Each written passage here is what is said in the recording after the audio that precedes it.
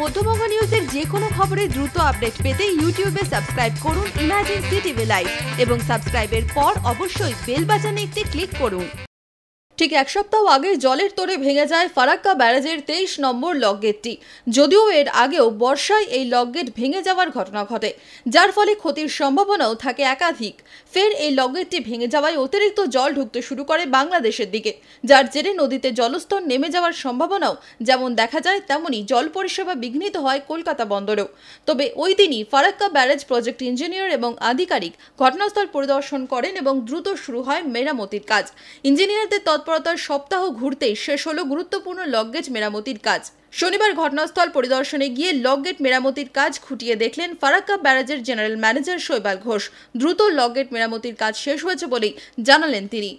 আমরা বলেছিলাম 5-6 দিনের মধ্যে কাজ শেষ করে দেবো। এক্স্যাক্টলি রাইট অন ডট আমরা কাজ শেষ করে দিয়েছি। Gate has been lowered.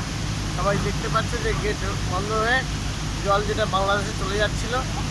আমরা সাফিসিয়েন্ট কেয়ারও নিয়েছি যাতে করে এনটিপিসি জেনারেশনে কোনো রকম হ্যাম্পার না হয়। ওয়াটার লেভেল এখনও পর্যাপ্ত রয়েছে, ব্যারেজের ওয়াটার লেভেল।